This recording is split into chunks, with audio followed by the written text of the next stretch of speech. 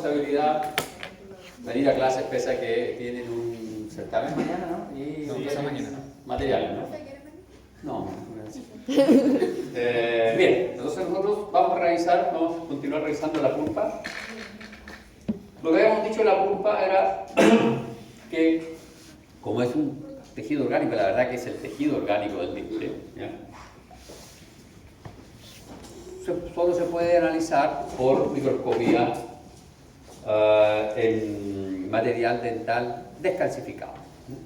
Y ahí lo tenemos en nuestra pulpa, y que la pulpa tiene ciertas particularidades que se aprecian mucho mejor con microscopía electrónica, sobre todo de barrido, donde uno puede ver la riqueza de distribución de las vías vasculares.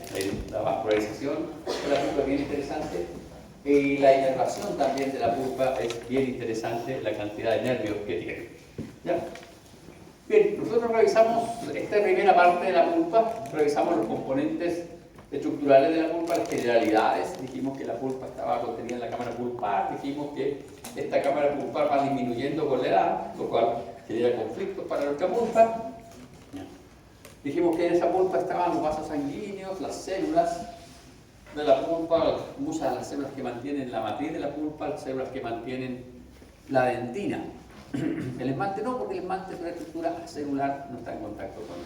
Luego mencionamos los odontoblastos, dijimos estos odontoblastos que eran células de aspecto cilíndrico, que tenían una proyección citoplasmática que salía de la forma, por decirlo así, radiaba hacia la dentina y se metía esta prolongación en el túbulo dentinario. Dijimos que estos odontoblastos tenían tres presentaciones, al menos tres presentaciones.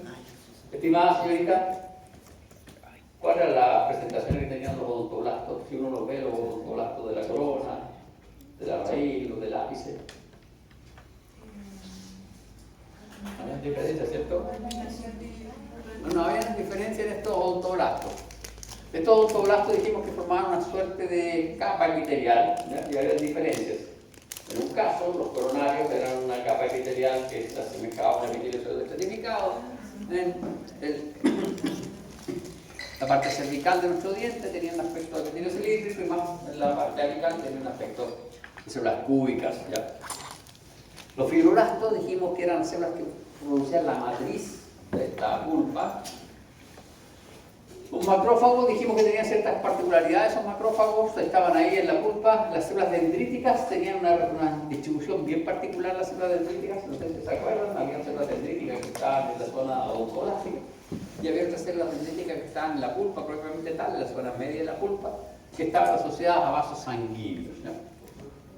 Luego había células madres pulpares, que son las que permiten la regeneración de nuestro tejido pulpar, y otras células donde había unos linfocitos, unos granulocitos, etc. Pero no eran muy abundantes las otras células. Luego revisamos las fibras de la pulpa, había fibras colágenas. Las fibras colágenas formaban un plexo importante de fibras y tenían una distribución particular, ¿se acuerdan? Si ustedes miran acá, vean, acá tiene una distribución X y aquí tiene una distribución X, y estos son los vasos sanguíneos. Pasa lo mismo con las fibras colágenas también tienen una distribución un tanto azarosa en la parte de la corona, pero la parte de la raíz tiene una distribución relativamente longitudinal, que va paralela a los vasos sanguíneos, va paralela a los nervios, que todos tienen una distribución relativamente longitudinal. Las fibras reticulares formaban una matriz, y en ese caso había una matriz bien importante, porque estas fibras reticulares formaban una matriz abundante en la zona oligocelular próxima a los odontoblastos, y ahí formaban las fibras de von Koch. Luego tenemos las fibras elásticas, dijimos que eran abundantes, eran escasas. Escasas, y eso era lo que cuestionaba a algunos para llamar a este tejido conectivo propiamente tal. Si es un tejido conectivo, es un tejido conectivo laxo, particular. ¿Por qué? Porque hay un problema con las fibras elásticas ahí. Las fibras elásticas estarían asociadas a los vasos sanguíneos, a la pared de los vasos sanguíneos. Y luego las de oxitalán, que son fibras propias de este tejido y aparentemente son fibras elásticas inmaduras. Bien, vamos a ver ahora las zonas topográficas de la pulpa. Dijimos que los odontoblastos Los fibroblastos, los macrófagos, las células dendríticas, las células madres tenían distribuciones particulares dentro de la matriz de la pulpa. Y eso generaba zonas en esta matriz. Y nosotros vamos a tener acá nuestra dentina. Esta es la dentina. Y las células, por ejemplo, los odontoblastos estaban aquí. Acá preferentemente estaban los fibroblastos. Y por acá habían macrófagos. Vamos a dejarlo así. Aquí habían células dendríticas. Aquí hay un preodontoblasto. Y aquí hay células dendríticas. No, la dendrítica hay que dibujarla estrellada. Y esta célula dendrítica la voy a dibujar aquí asociada a un vaso sanguíneo. Y aquí también hay vasos sanguíneos. Entonces, si estas estructuras tienen distribuciones particulares,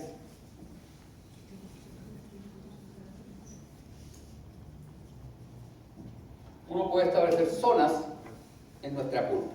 Y la primera zona sería la zona odontoblástica. Luego tenemos una zona que yo aquí la dibujé súper pobre, la dibujé con nada, que es la zona oligocelular. ¿No? Zona odontoblástica, zona subodontolástica o oligocelular. Oligocelular hace referencia a que tiene muy pocas células. ¿Ya? Y luego tenemos la zona rica en células, donde yo dibujé acá los fibroblastos, las dendríticas. Vamos a poner aquí un macrófago para que no suframos tanto. Vamos a poner aquí un macrófago. Ya vamos a poner un macrófago. Ay, un macrófago. Tenemos un macrófago. Tenemos tres tipos de células. Entonces la zona rica en células, ustedes se dan cuenta, tampoco hay tantas células. Pero la zona rica en células. Y luego tenemos la pulpa propiamente tal. Zona rica en células y la zona central de la pulpa. Vamos a ver la vascularización de la pulpa. ¿Por qué vamos a ver la vascularización? Porque resulta que si nosotros dibujamos acá nuestro diente, vamos a dejar nuestro diente así. Los vasos sanguíneos, al igual que los nervios, penetran al diente por el foramen apical, por ahí. Y los vasos sanguíneos tienen una trayectoria bastante recta en toda esta zona, de aquí.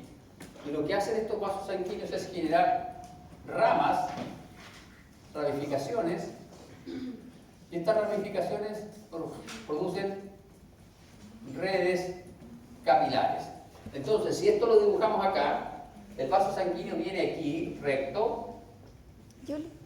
Aquí está la ramificación del vaso sanguíneo. Y aquí en esta zona está la capilarización del vaso sanguíneo. ¿Se dan cuenta? Entonces, ¿dónde capilariza el vaso sanguíneo? En la zona donde hay más células. Otro detalle interesante de este vaso sanguíneo, no sé si se recuerdan, que lo mencionamos y lo vimos en microscopía electrónica, era que tenían una especie de loops, una especie de horquillas en su recorrido. Y los vasos sanguíneos venosos hacen el retroceso, la misma idea. Y un detalle súper importante, yo los estoy dibujando acá separados, pero bajan por la misma raíz. Piensen que hay dientes que son uniradiculares. Lo más relevante de este sistema vascular es que presentaba anastomosis arteriovenosas. ¿No? Presentaba una buena cantidad de anastomosis arteriovenosas.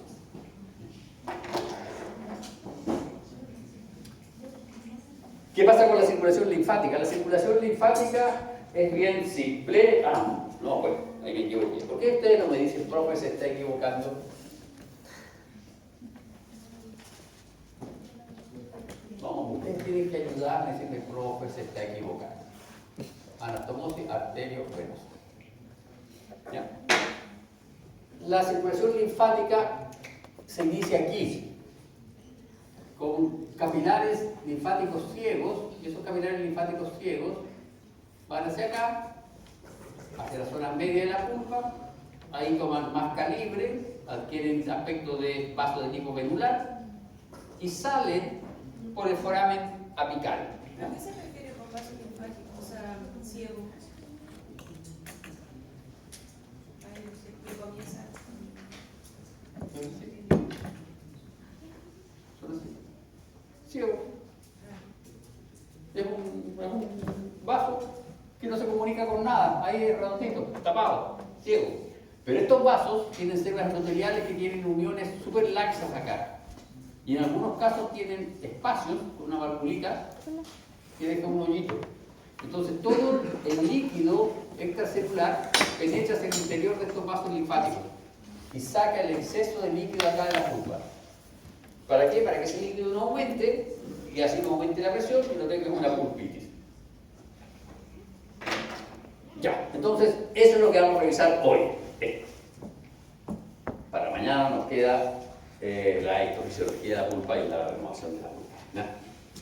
Bien, vamos entonces con las zonas topográficas de la pulpa, la zona odontoblástica. Si ustedes se fijan en esta fotografía, esto es la dentina, predentina. Esas de ahí son las terminales de las prolongaciones de nuestros odontoblastos y acá están los odontoblastos.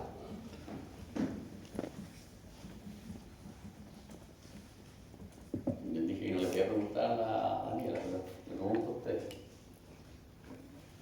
De acuerdo a lo que hemos hablado en la clase, esta zona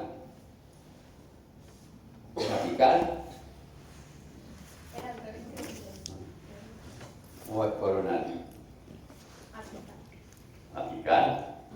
No, era al revés. Habíamos dicho que si nosotros dibujamos acá los odontoblastos, el odontoblasto en esta zona era alto, para acá va disminuyendo, y acá se hace cúbico, y aquí eran pseudoestratificados, aquí eran cilíndricos y aquí eran cúbicos. Coronal, cervical, apical. Entonces, por lo tanto, esta es una imagen coronal. Veamos acá. Tienen núcleos a distintas alturas, tienen aspecto de epitelio pseudoestratificado. Esta es la zona odontoblástica. Estos son los cuerpos de los odontoblastos. Desde aquí salen las prolongaciones del odontoblasto hacia los túbulos dentinales. Entonces está constituido por odontoblastos dispuestos en espalizada. Debajo de ellos se localiza la zona subodontolástica, que corresponde a odontoblastos inmaduros. Aquí, en esta zona, suelen haber celulitas de aspecto redondo. Aquí hay unas celulitas de aspecto redondo. Si nosotros dibujamos acá con más detalle, vamos a tener nuestros odontoblastos. Vamos a dibujar. Esta es la dentina, en verde nuestra dentina.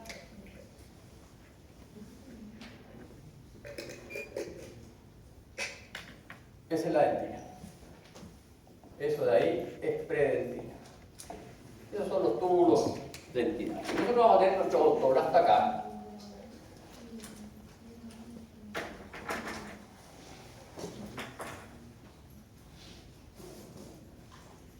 A ver, este odontoblasto no es que no tenga prolongación, lo que pasa es que su prolongación está a otro nivel de corte, ¿ya? Tenemos estos tres odontoblastos. Esta es la capa odontoblástica y aquí por debajo hay unas células de aspecto más redondeado que son odontoblastos inmaduros que pueden reparar la capa de odontoblasto. Que estas son las células subodontoblasticas, ¿ya? O células de Hall. Luego, los odontoblastos de la capa odontoblástica presentan uniones ocluyentes y desmosomas. Entonces, aquí, estos odontoblastos presentan uniones ocluyentes y desmosomas.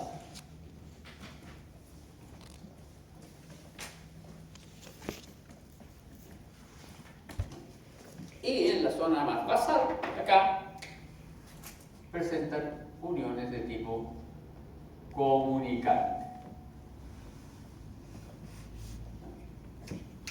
¿Se dan cuenta? Entonces, ¿de qué sirve esta cuestión de qué sirve esto de que tenga uniones comunicantes en nuestro odontoblasto? Los epitelios que tienen uniones comunicantes son epitelios que están sincronizados, vale decir que lo que le pasa a este odontoblasto le puede pasar la información al odontoblasto de al lado. ¿Ya? Y que tengan uniones de sello acá quiere decir que están, comillas, formando una suerte de barrera con la dentina. ¿Y para qué forman una barrera con la dentina? O si entra algún bicharraco que atraviesa el esmalte y se mete en un tubo dentinario, no le sea tan fácil llegar a la pulpa. Recuerden, la pulpa hay que protegerla porque la pulpa está en las terminales nerviosas y según el Ten Cates que estuve leyendo en la mañana, yo creí que era bastante aceptable que eran solo terminales de dolor, pero según el Ten Cates es como discutible esto de que sean solo de dolor las terminales que están ahí, porque igual el diente tiene sensación de presión, sensación de temperatura y cosas, pero la descripción inicial es que son terminales solo de dolor y que todo lo que es temperatura y es como más complejo de explicar, ¿no? Pero bueno, si tenemos terminales nerviosas que nos van a producir dolor, hay que procurar de que no se alteren, ¿no? Bien, entonces, y en la dentina, en las zonas encargadas de mantener la integridad de la capa, los odontoblastos de la capa odontoblástica presentan uniones comunicantes en las zonas laterales. Aquí, uniones comunicantes. Y entre los odontoblastos de la capa odontoblástica también podemos observar algunas fibras nerviosas del plexo de Raskow, las que se proyectan hacia el lumen del túbulo dentino.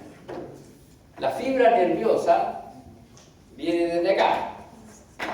La fibra nerviosa viene desde aquí, desde un nervio que es mielínico, y este nervio mielínico cuando se ramifica va perdiendo su mielina. Vamos a dibujar así la mielina, ¿ya?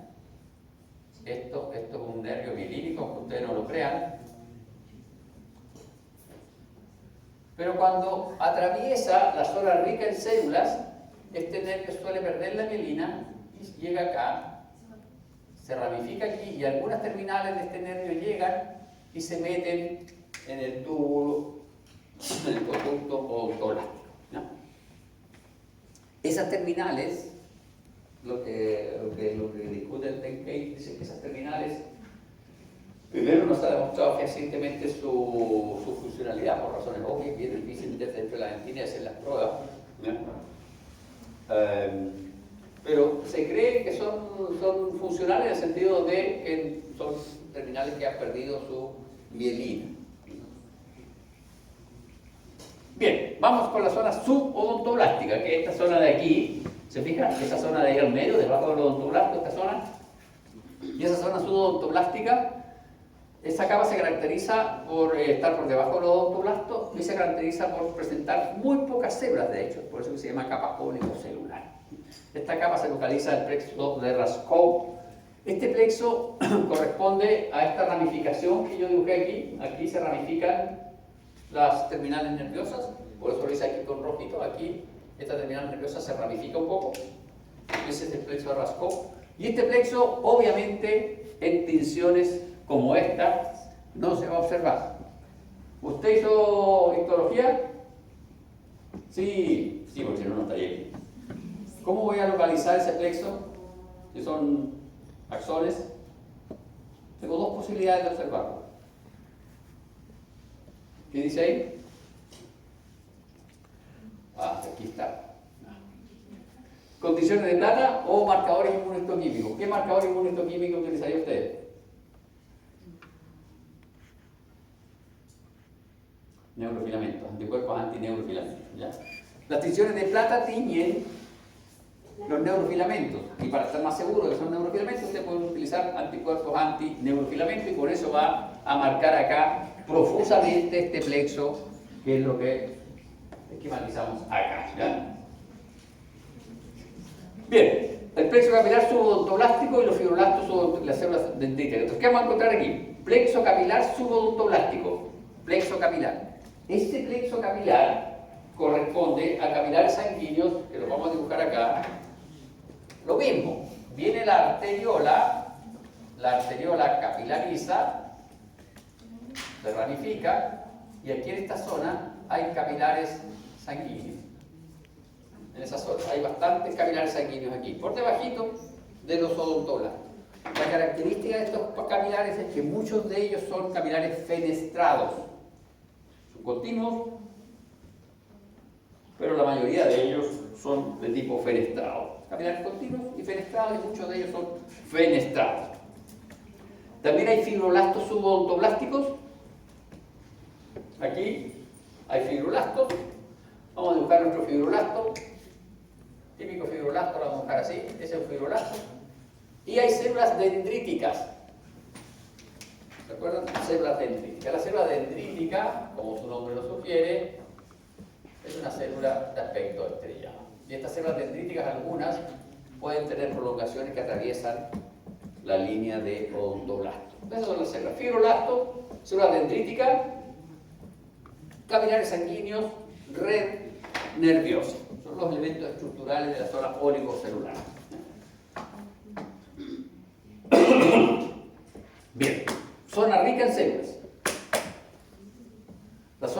células, si ustedes miran acá, esta es la oligocelular, esta es la rica en células. Bueno, en la zona rica en células hay más fibroblastos por unidad de superficie. Si ustedes se fijan, es bien sutil la diferencia.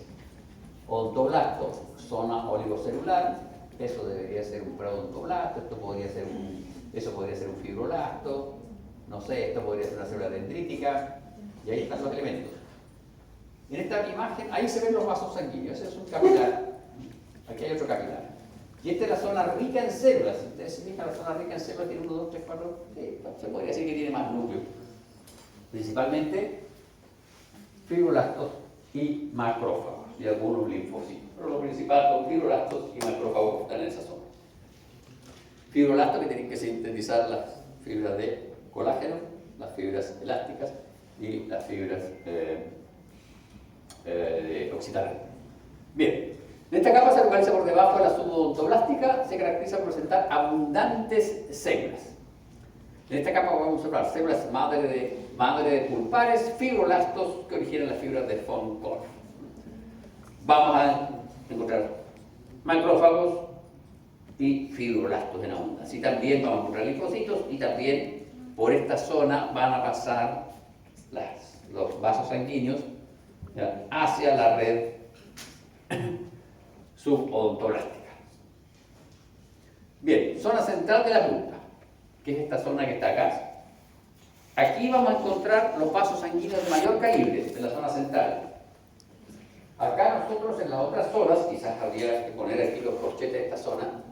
Esta es la zona 1, esta es la zona 2, aquí vamos a dibujar la zona 3, esta es la zona 4. En la zona oligocelular vamos a tener que dibujar más fibroblastos, muchos más fibroblastos.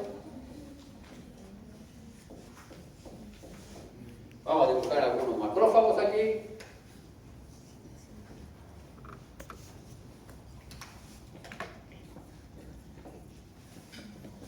Y algunos linfocitos, los vamos a dibujar cuadrados, otros linfocitos para denotar que ahí hay muchas más células. Ustedes se fijan, esta es la zona central de la pulpa. ¿Cuál es la diferencia respecto de la zona 2, por ejemplo, que es la zona oligocelular? Si ustedes se fijan, dos cosas importantes. Los vasos sanguíneos acá preferentemente son de calibre pequeño a mediano. En cambio aquí hay preferentemente capilares. Aquí hay fascículos nerviosos. Aquí hay fascículos nerviosos mucho más pequeños. Los fascículos nerviosos aquí en la zona central de la pulpa, la mayoría de ellos, si no decir todos, tienen... ¿Qué tenían los nervios? No. Tienen perineuro. Este perineuro lo van perdiendo y acá en esta zona pierden su mielina. Yo les dibujé la mielina aquí. Pero tienen perineuro. Vamos a dibujar el perineuro más acá para que se acuerden. Ahí.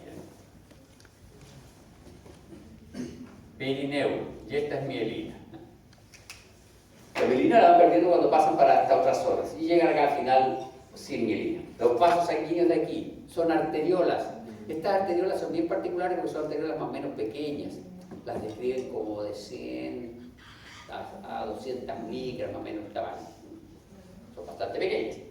Otra característica de estas arteriolas: sufren cambios a medida que atraviesan acá el foramen apical, van alterando su túnica muscular.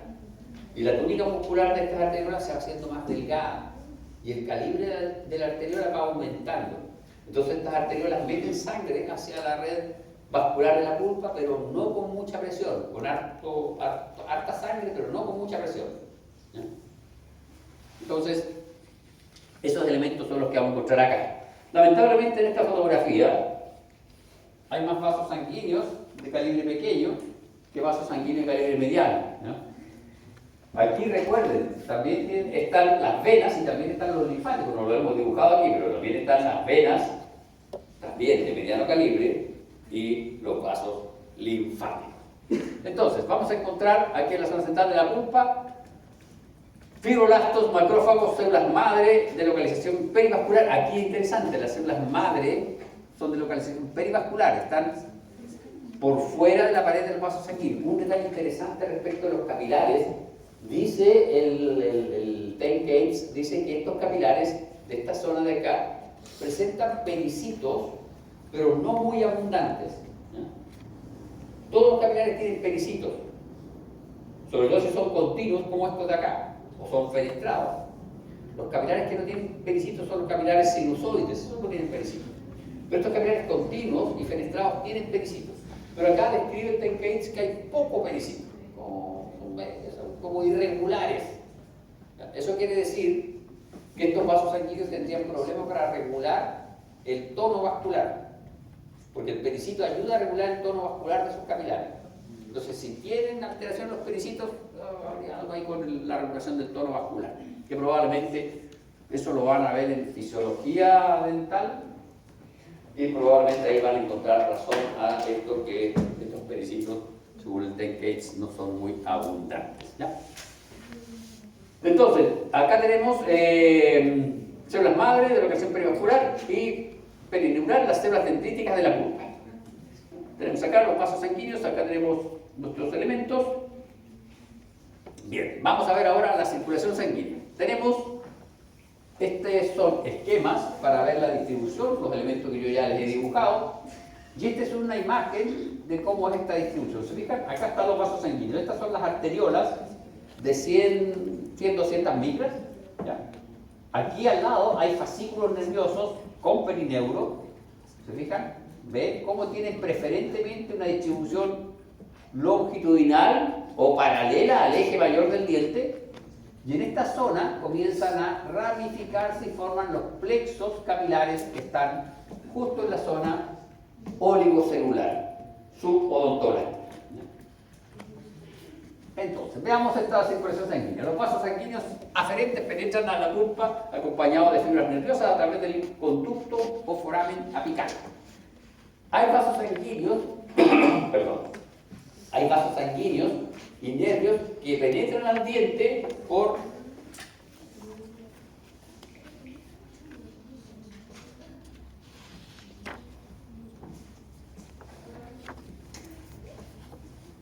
conductos accesorios también.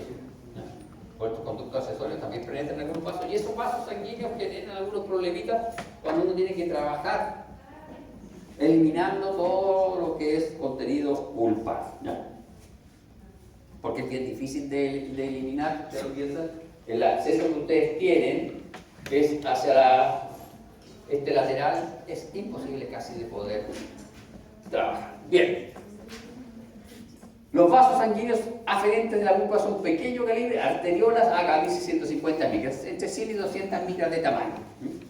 Se caracterizan por presentar una túnica media de músculo liso poco desarrollada. El músculo liso de estos vasos sanguíneos se altera. ¿Ya? Ustedes nunca van a encontrar una arteria muscular propiamente tal en una pulpa. Si ustedes ven por ahí un rótulo de arteria muscular, esos rótulos no correctos, son arteriolas. Incluso, no. Se acabó la clase. ¿Qué se hace aquí? Que se pegó, parece, no. Nada encima, no sé cómo una cosa. No, espérate, no. Oye, pero no vamos a hacer así. ¿Cómo va a hacer eso? Sí, de abajo se apagó.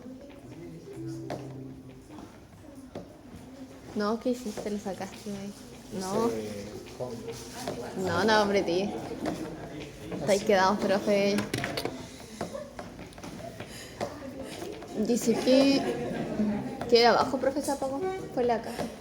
¿El computador? No. Sí, eso. La caja de abajo. ¿Computador? Sí, porque no estaba con la luz prendida atrás. Tiene una luz. Sí, sí, tiene. Ah. Sí.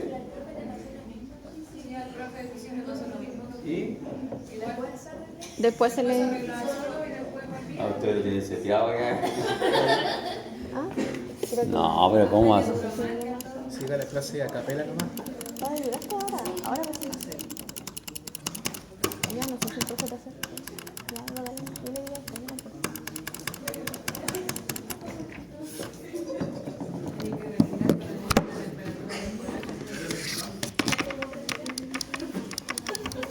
¿Y cómo se hace esto?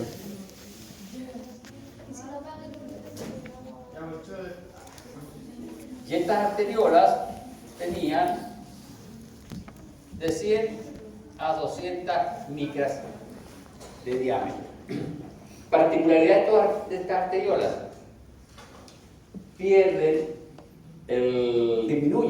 disminuyen el tamaño de su pared. La túnica muscular disminuye, pero aumentan el calibre. Entonces, ¿qué vamos a hacer nosotros? Nosotros vamos a dibujar así nuestra arteriola, ¿se fijan? Vamos a dibujar con una pared gruesa acá, y vamos a ver que aumenta su tamaño. Lo otro característico de los vasos de esta zona es la presencia de estos repliegues o loops. El libro sugiere que esos repliegues o loops tienen que ver con la funcionalidad de estos vasos sanguíneos, con mantener la presión dentro del vaso, ¿ya? Como este vaso cambió su pared, se adelgazó su pared, aparentemente estos loops sirven para mantener la presión sanguínea. Luego, estos vasos arteriales van a llegar hasta la zona próxima a la corona y aquí van a ramificar a arteriolas de menor calibre, y esas arteriolas de menor calibre van a formar redes capilares que se van a localizar acá en la zona oligocelular. Ahora, lo interesante: estos capilares, ya lo hemos mencionado, son de dos tipos: capilares fenestrados y capilares continuos, con un predominio relativo de los fenestrados. ¿Qué quiere decir eso? El intercambio de sustancias está favorecido. Otro detalle interesante respecto a estos capilares: se discute la abundancia de pericitos o la presencia de pericitos en ellos. Eso quiere decir que estos capilares no tendrían un adecuado control del tono vascular, ¿ya? Porque el pericito es el que ayuda a controlar los vasos sanguíneos. Otro detalle interesante de esta red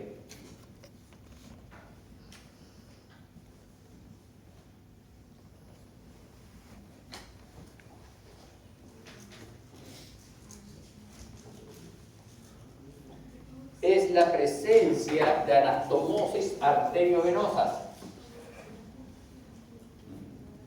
Las anastomosis arteriovenosas las vamos a reconocer porque la anastomosis arteriovenosa tiene epitelio cúbico. Es un vaso de características arteriolar y en este caso se caracteriza porque tiene epitelio cúbico. Entonces, esta anastomosis arteriovenosa acá la vamos a ver con un epitelio cúbico. ¿Y la otra qué epitelio tiene? Todos los demás vasos tienen endotelio, que es un epitelio plano, sí.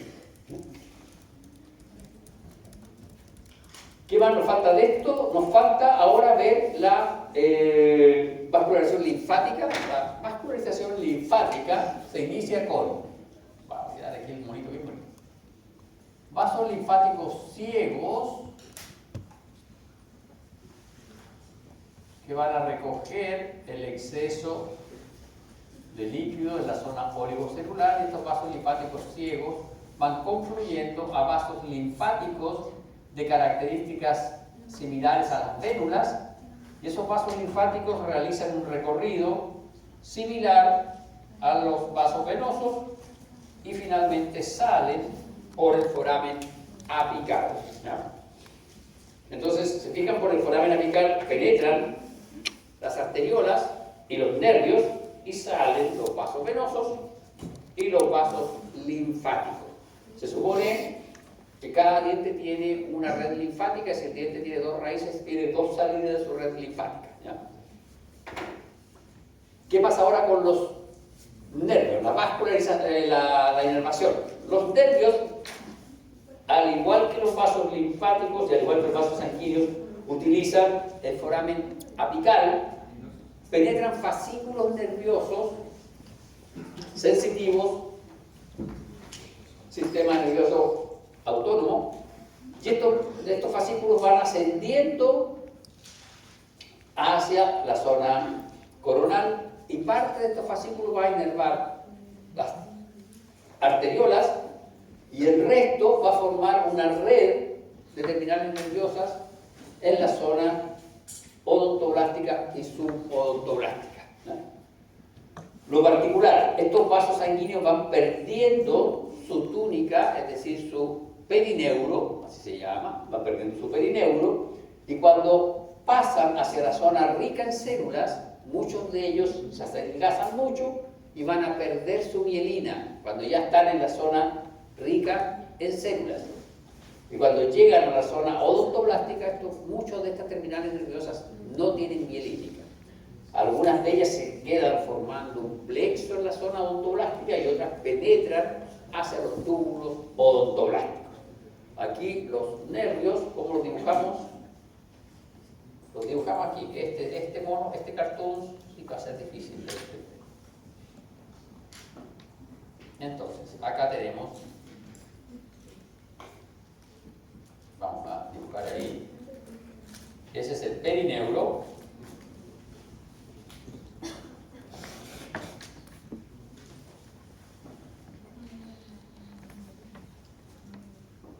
Y aquí tenemos mielina negativa, ¿ya? En esa zona pierde la mielina para formar el plexo subvascular. En esta zona, estos nervios tienen ramas que van a controlar hasta cierto punto el tono vascular de las arteriolas, ¿ya? Bien, ¿qué más habíamos dicho? Pues me bajan la primera diapo de las cosas que teníamos que ver hoy. Ya la revisamos. Ah, está listo. Dijo que la media era. Listo, profe. ¿Tenemos corto el tiempo? Y ese es del... Bueno, hacerte la culpa. Tiene razón lo que estamos conversando aquí. Entonces, un detalle interesante respecto de esto es que todas estas estructuras que yo les dibujé aquí, ¿ya? Estas anastomosis son bastante más recurrentes. Yo dibujé una sola que son bastante más recurrentes. No sé si se fijan que todas las estructuras principales, es decir, los fascículos nerviosos grandes, las arteriolas, las vénulas y los vasos linfáticos grandes, todos tienen una trayectoria longitudinal en la zona central de la pulpa. En la zona media de la pulpa, todos estos elementos tienen una trayectoria longitudinal que es paralela al eje de la raíz, el eje mayor de la raíz, es decir, siguen el eje mayor de la raíz estos vasos. Solo a nivel de la corona comienzan a adquirir más ramificaciones y pueden cambiar su inclinación, ¿ya? Bien, señores, eso era lo que teníamos que revisar hoy día. Se quedan libres bajo palabra para